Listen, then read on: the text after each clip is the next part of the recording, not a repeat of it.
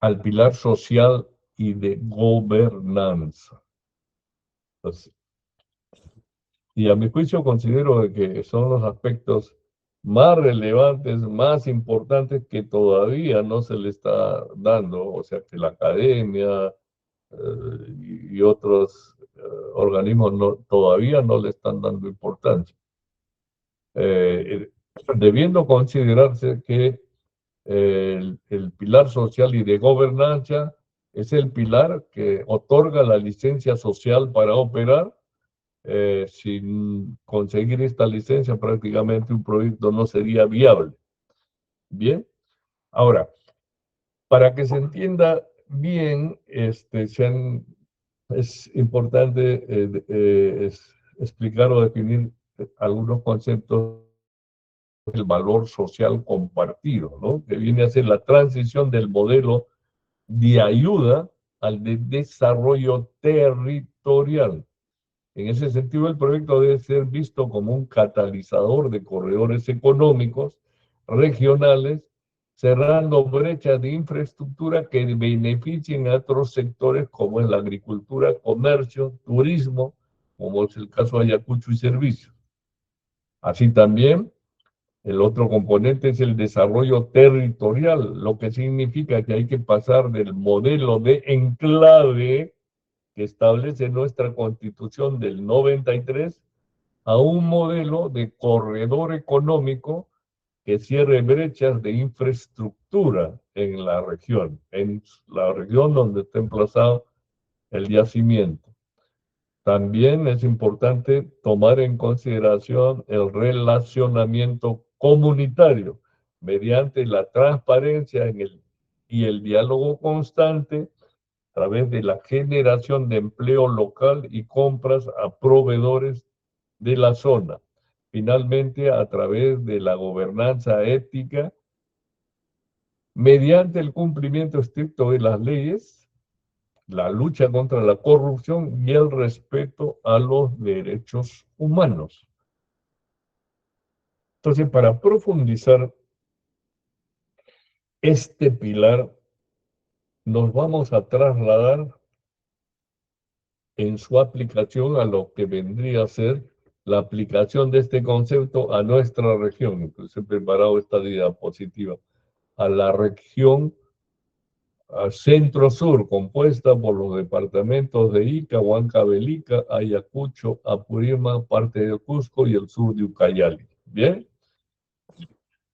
en ese sentido, quiero que se entienda por qué les estoy haciendo mención de esto, porque esto, el hecho del ordenamiento territorial está vinculado a este pilar social y de gobernanza. No hay gobernanza si no hay orden en el territorio.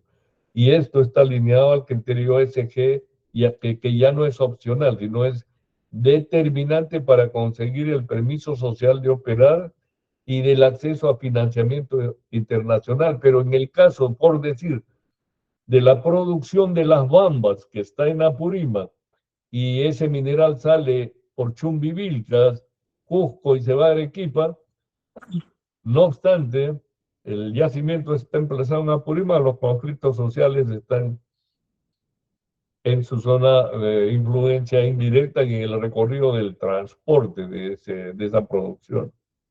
Bien, entonces se debe entender que el manejo de los aspectos socioambientales no solamente debe enfocarse en el área de influencia directa, sino en toda la región, en toda su región y especialmente en el recorrido más corto de ese mineral a los puertos de embarque, porque de ahí salen al extranjero.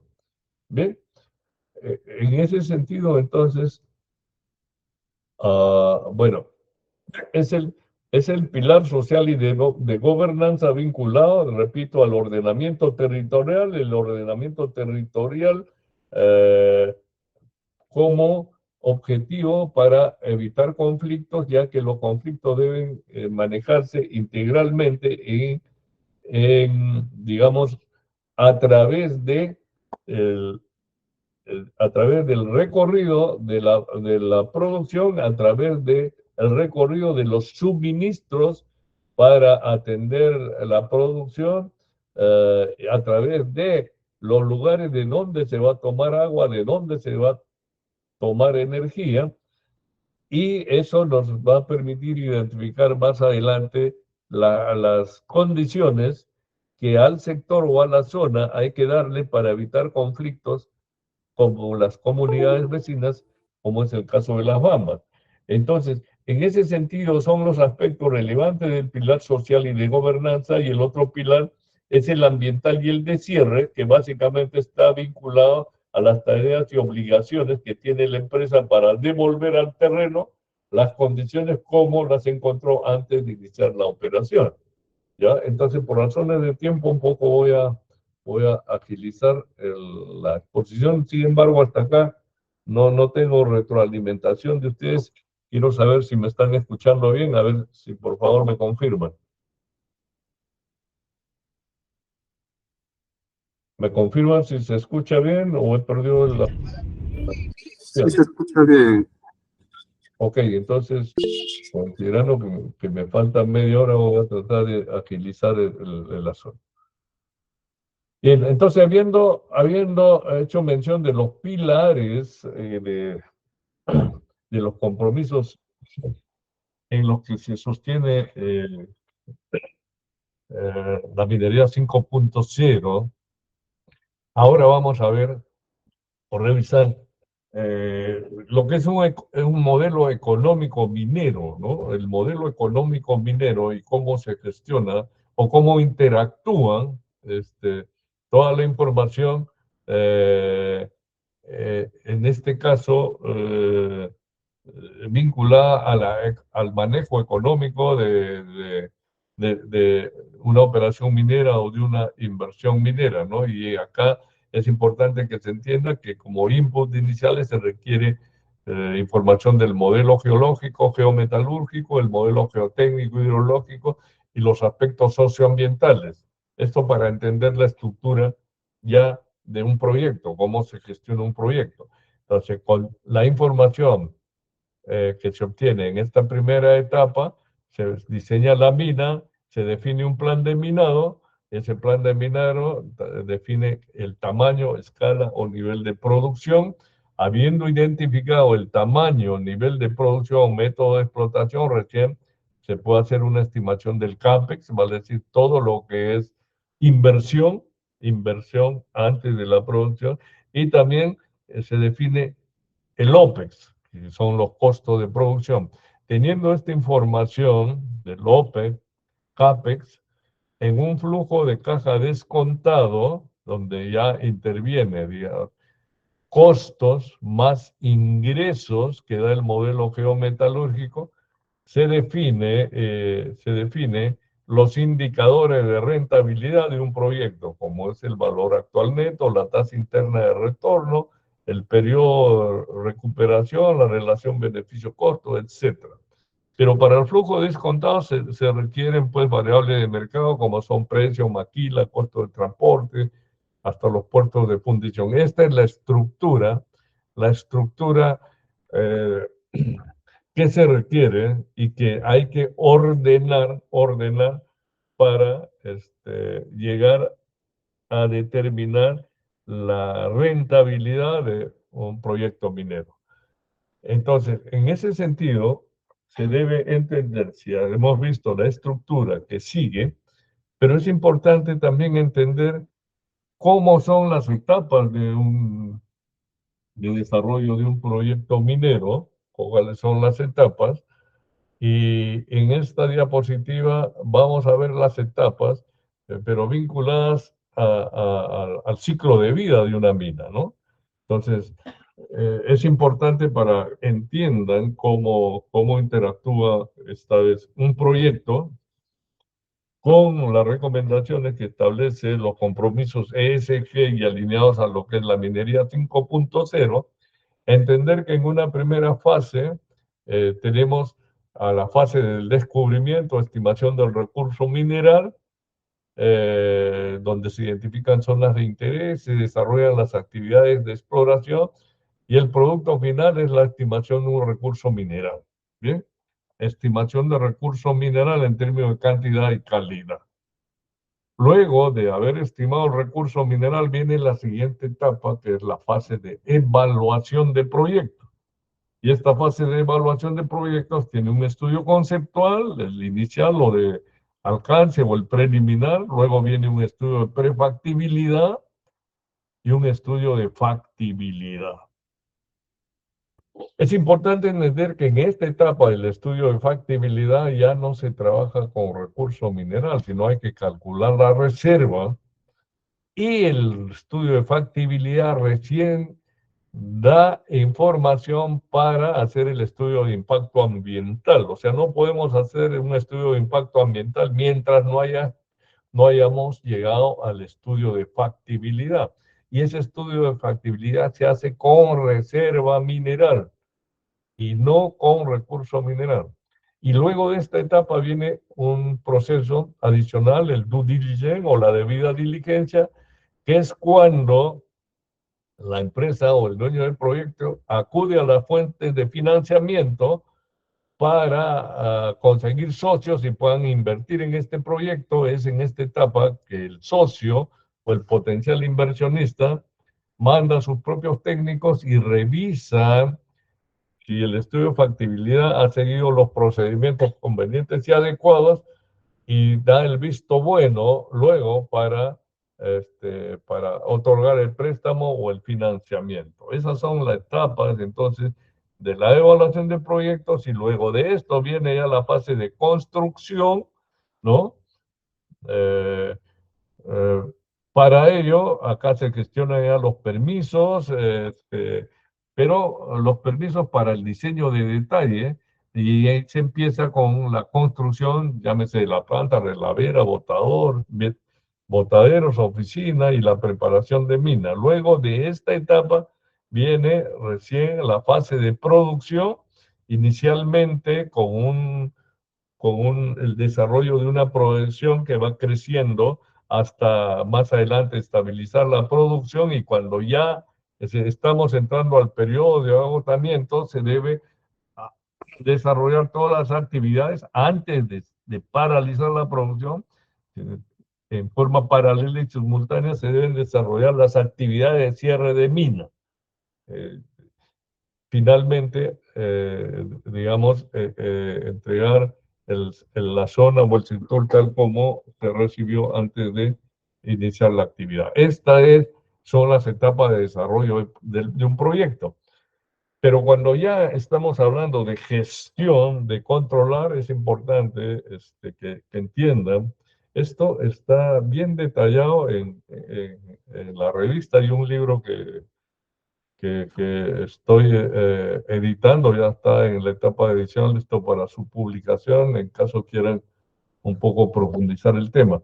Pero básicamente esta diapositiva nos muestro para un poco establecer el orden en la gestión, ¿no? Si bien hemos hecho mención de la fase del proceso del descubrimiento hasta el cierre de mina, en estas actividades es importante ordenarlas para identificar al personal, ¿no?, que debe manejar en la etapa de planeamiento y que corresponde al estudio conceptual, prefactibilidad, estudio factibilidad, que generalmente para manejar esta etapa se requiere un perfil especial, ¿no? O sea, un ingeniero de producción no tiene la experiencia o no tiene la preparación, si es que de repente no ha tenido la oportunidad de especializarse en diseño y en planificación, en costos, presupuesto, etcétera. Entonces, el perfil del ingeniero para manejar esta actividad de planeamiento está más adecuado, generalmente lo hacen los consultores especializados en gestión de proyectos. O sea, hay que especializarse en este tema para manejar esta etapa de la gestión. Luego, ya cuando viene la implementación, vale decir, ya la etapa de la construcción, es acá que se requiere otro tipo de perfil, otro tipo de ingeniero, que más está, en nuestro caso, vinculado a un ingeniero de obra, un ingeniero de contrata, ¿no? En donde básicamente él debe entregar una obra en determinado tiempo siguiendo las normas que corresponden. Pero de hecho el perfil es diferente. Y cuando se llega a la etapa de producción, especialmente para los estudiantes que me están escuchando, también el perfil del ingeniero de producción está vinculado más a la gestión de la producción, a la optimización del proceso, al diseño. Entonces, es importante que se ubiquen de acuerdo a sus facultades, a sus deseos más adelante de profundizar o de especializarse, entender que el perfil del ingeniero para planeamiento es un perfil diferente al ingeniero de construcción y muy diferente al ingeniero de producción. Pero todas las herramientas que van a utilizar cada uno de estos ingenieros se debe entender que es el flujo de caja. Flujo de caja es una herramienta de gestión, por lo que recomiendo a ustedes, si bien no han llevado matemática financiera como curso o como asignatura de especialidad, hagan si quieren profundizar en el tema de gestión de proyectos, primero tienen que conocer la matemática financiera vinculada a ver la matemática financiera vinculada al uso del dinero en el tiempo, cómo se mueve el dinero en el tiempo, ¿no? Y qué indicadores luego de rentabilidad, en el caso de proyectos, se deben conocer, manejar, básicamente para siguiente todo este proceso, entregar al final, digamos, una recomendación adecuada y conveniente. Entonces, por temas de responsabilidad, es importante en este caso, y llamo la atención por mi propia experiencia, que lamentablemente la universidad no me dio elementos base para entender bien en la gestión de proyectos, por lo que yo tuve que prepararme desde cero y a través de la matemática financiera, luego el análisis financiero, luego la gerencia financiera, que tiene que ver con temas ya de costos e indicadores de rentabilidad. Esa es mi recomendación para ustedes. Bien, entonces, a ver, voy a tratar de correr, me queda poco tiempo. Entonces, a manera de resumen, la tecnología 5.0 y la sostenibilidad ESG no son caminos separados, sino dos corrientes que se interconectan directamente para crear valor compartido a largo plazo. Entiéndase, valor compartido a largo plazo. O sea, valor que no solamente la aprovechen los dueños del proyecto o los inversionistas, sino sobre todo la comunidad que alberga el yacimiento. Entonces, la minería 5.0 actúa como el habilitador tecnológico que viabiliza y acelera el cumplimiento de los compromisos ESG, transformando la industria hacia un modelo de operaciones inteligentes, seguras y genuinamente sostenibles. Anoten bien este concepto que resume todo lo que se ha dicho hasta este momento y hasta esta diapositiva. Bien, a ver. Entonces, para, para precisar y aterrizar estos conceptos a la realidad y a nuestro país y más adelante a nuestra región, debemos entender bien lo que es valor compartido, ¿no? Valor compartido, ¿no? Valor compartido. ¿Qué es valor compartido? ¿No? y cómo la minería debe activar el modelo de desarrollo país. Entonces, para lograr un valor compartido, considero que se requiere cambiar y pasar del modelo de desarrollo extractivista de enclaves aislados hacia la conformación de una red de corredores económicos multisectoriales donde la actividad minera no solo se limite a la extracción, sino que actúe como el eje dinamizador de la estructura productiva con valor agregado de su región y como motor de desarrollo del país para el cierre de brechas definitivo. Entonces, ¿qué está pasando en el país para el cierre de brechas? Nuestro país no tiene una visión de futuro de largo plazo, por tanto, no hay un plan de desarrollo nacional como política de Estado. Entonces, si no tenemos un camino que nos permita llegar en armonía a nuestro destino, que es lograr el bienestar de la población, especialmente de la clase necesitada, ¿qué debemos hacer? ¿No? Ese es el diagnóstico de nuestro país como un enfermo.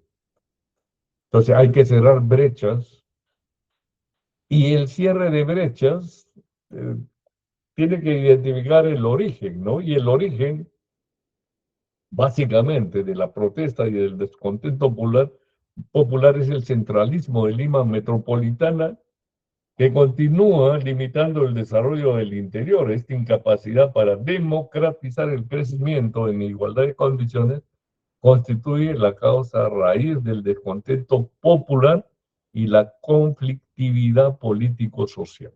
Si es que no nos metemos y veimos de manera aislada lo que sucede alrededor de la mina y no nos transportamos a donde las papas queman, identificamos por qué la gente rechaza la minería o por qué la gente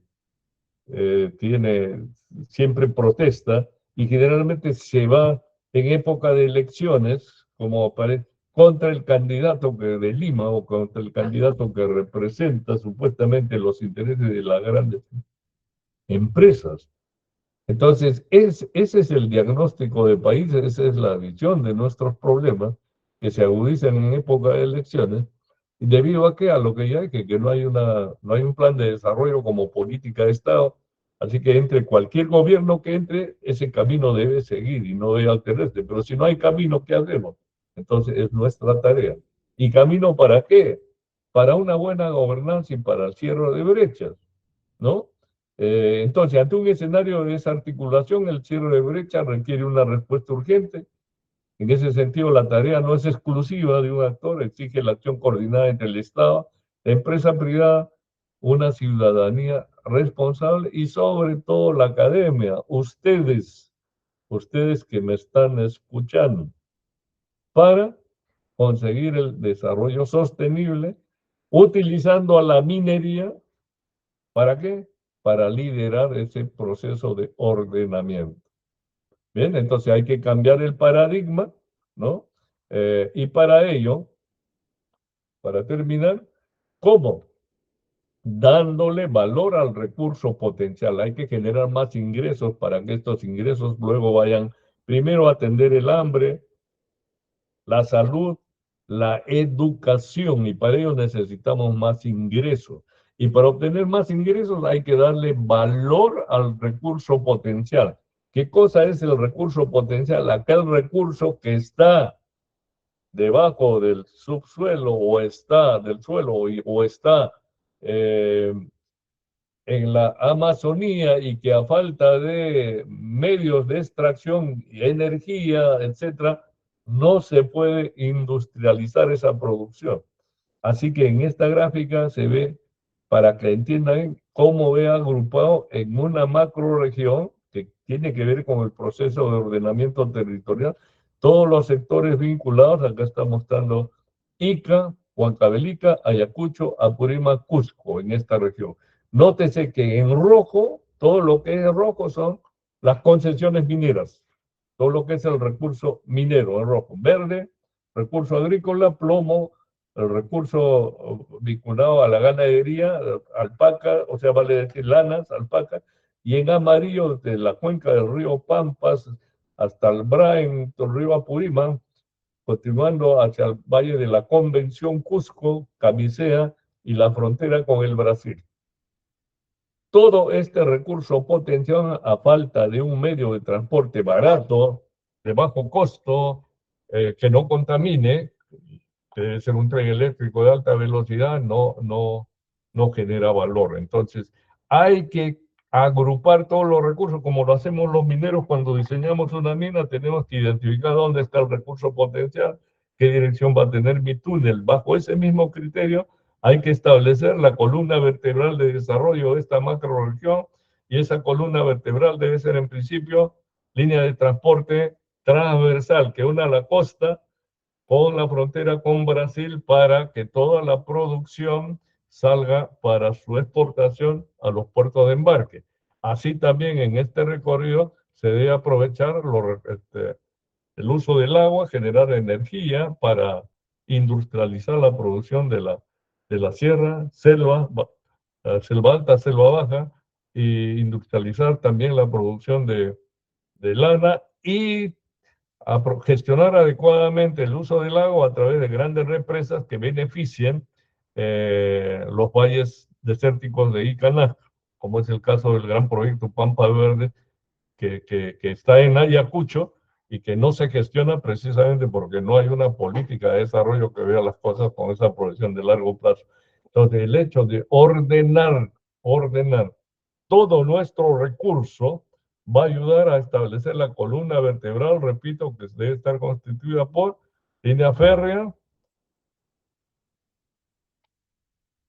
gestión del agua, megacentrales hidroeléctricas, como tenemos en la unión de los ríos Pampas y Apurímac. Hay un proyecto, la central, la megacentral Oreja de Perro, el proyecto Pampas Verdes, para irrigar toda la pampa desde el sur de Ica hasta Nazca, y industrializar la producción agrícola y agropecuaria, especialmente en la selva alta y selva baja.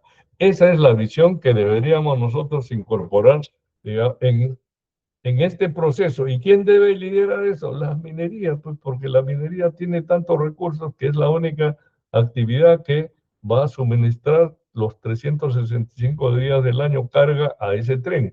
Ese tren no se va a poder construir porque no, o sea, no va a tener carga si no es a través del mejor aprovechamiento de los recursos de la minería. Entonces, el hecho de abaratar la extracción de las minas, pasar por un corredor en donde el ordenamiento territorial no nos haga pelear entre los unos y los otros, nos obligan y nos exigen, como desde antes el Capañán ya nos unía en su recorrido entre los pueblos de la sierra y la costa. Hay que recuperar esa antigua forma de unificar las regiones para, bajo esa proyección, darle valor a nuestros recursos para su mejor aprovechamiento. Bien, para eso, creo que ya mencioné, es importante entender que esa columna vertebral en ese recorrido está relacionada a un tren de alta velocidad, habilitar el puerto de San Juan de Marcona en línea recta, gestionar adecuadamente el agua, aprovechando, digamos, y impulsando la construcción de esa mega central hidroeléctrica. Entonces, la minería del futuro debe liderar ese proceso de macroregionalización, y esa tarea está vinculada a los compromisos ESG y minería 5.0. Para ello hay recursos suficientes. Apurímac es la segunda región que tiene más recursos en el país, tanto así que el volumen que representa ahora apenas las Bambas, que está aportando bastante a través del Cano, apenas es el inicio de lo que puede dar Apurímac para la región. Pero ese mineral de Apurímac va a salir por Ayacucho, y ese tren que de alguna forma debe salir por Ayacucho debe servir también para impulsar el turismo macroregional, que empieza pues el recorrido desde las Pampas de Nazca, Ica, Pampa Galeras, Ayacucho, toda la zona de Vilcahuamán, el Pampas, para ese turismo de aventura, el río, igual el río Apurímac, y continúa su recorrido hasta Choquequirao, Machu Picchu, Choquequirao, Machu Picchu, a través de un cable carril, y seguir hasta la frontera con Brasil. Esa proyección es la que necesita el país y la minería es la que debe impulsar ese proceso, siguiendo sus principios de la minería 5.0 y los compromisos ESG. Entonces, ¿cuál debe ser el rol del sector minero? Agrupar los corredores económicos de su región y actuar como el eje del proceso de ordenamiento territorial. Promover sinergias con los demás sectores económicos de su región para impulsar el proceso de descentralización, la conformación de macroregiones, el uso eficiente de los recursos con valor agregado bajo un sistema que debe servir como modelo de desarrollo país para eliminar la pobreza y la desigualdad. A nosotros, a los de Huamanga, nos corresponde, porque considero que tenemos más sensibilidad social, impulsar esta tarea. Está en nuestras manos y especialmente en la de ustedes, que son el futuro de nuestra minería. Bien. En ese sentido, entonces, ¿por qué el ordenamiento territorial es imprescindible en Perú? Porque eso nos va a ayudar a planificar el uso sostenible del suelo, ordenar y armonizar las actividades económicas y la protección ambiental, gestionar adecuadamente los recursos naturales, sobre todo reducir los conflictos socioambientales, pero también el cierre de brechas sociales y de infraestructura. No hay medida más efectiva y callarle la boca a los políticos, porque cuando se habla mucho de cierre de brechas no saben cómo hacerlo. Pero nosotros los mineros tenemos que de alguna forma enseñar a encaminar, mejorar esta iniciativa. Para ello, el proceso de ordenamiento territorial también sirve para mejorar la calidad de vida, especialmente de las regiones más postergadas, como las nuestras, y la región también amazónica. Crear nuevos focos de desarrollo, ordenar la administración pública con autonomía macroregional, ese es otro tema más adelante que a futuro. Me gustaría conversar o compartir con ustedes, y mejores condiciones para atraer inversiones, sobre todo que generen mayor valor agregado a la producción multisectorial, o sea, mejores condiciones. Cuando alguien quiere invertir en las zonas sabiendo de que no hay conflictos, todo está en orden, también invertirá pues en turismo, etcétera, etcétera, y una cosa jala a la otra. Entonces, por eso es importante tener en cuenta y en consideración el proceso de ordenamiento territorial en el Perú vinculado repito, a los conceptos de minería 5.0 y compromisos ESG. Para ello, les decía que pueden, digamos, profundizar esto, yo tengo una revista. En la revista Minería, a ver si más adelante le voy a pasar el enlace, no he tenido tiempo de buscar el link, pero solicito al profesor Richard que me escriba. Yo le voy a pasar por WhatsApp el link de la publicación de un artículo que es Minería y Plan de Desarrollo País, que salió publicado en la revista Minería y que lo expuse en la Convención Minera de Arequipa. Los quiero de alguna forma compartir. Pero también para vuestro conocimiento y para que profundicen, estoy terminando ya, estoy en la etapa de edición un libro que considero, espero sea un aporte de todo lo que les he hablado y todos los proyectos que he manejado, los he pasado a este libro, que en su momento, a través de vuestros profesores, me gustaría hacer la presentación en Ayacucho, pero que es importante, todo lo que se ha expuesto y hablado está bien en detalle en este libro que de alguna forma quiero compartirlo con ustedes. Hasta acá, entonces, muy agradecido, muchas gracias por vuestra atención. Yo tengo unas actividades que atender, no sé si hay algunas preguntas, en caso haya, les suplico que sean muy breves. Sí, Adelante. ingeniero Jorge Luis, en nombre de todos los asistentes, expresamos nuestro más sincero agradecimiento y reconocimiento a su distinguida ponencia por la excelencia de su exposición brindada, su amplio conocimiento del tema, el dominio con el que ha desarrollado cada aspecto y la claridad de sus explicaciones, hicieron de esta presentación una experiencia altamente enriquecedora, ingeniero. Valoramos especialmente su capacidad para transmitir conocimientos de manera didáctica.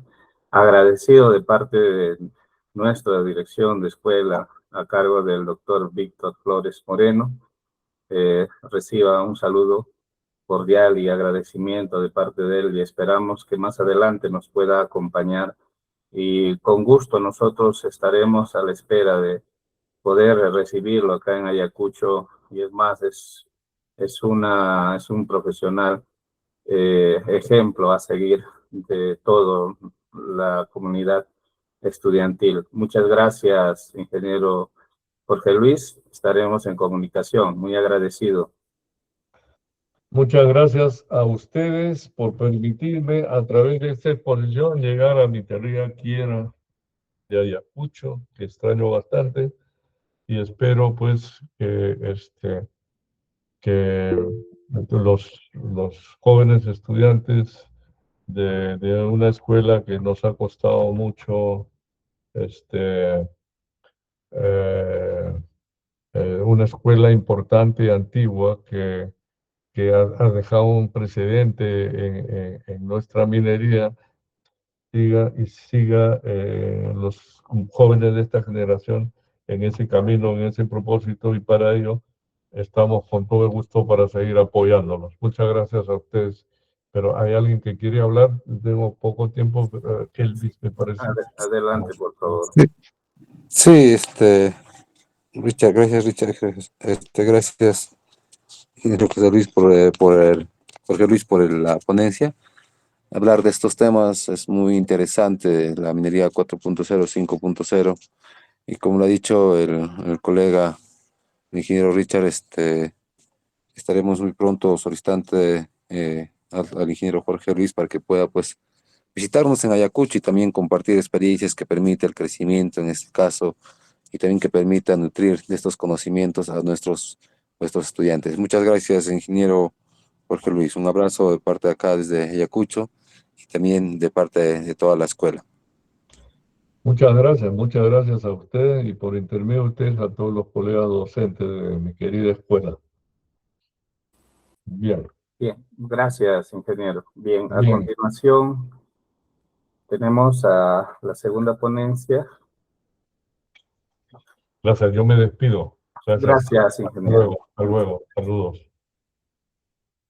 Bien, señores estudiantes, público que nos acompaña, colegas docentes, a continuación tenemos la segunda ponencia titulado, un minuto por favor.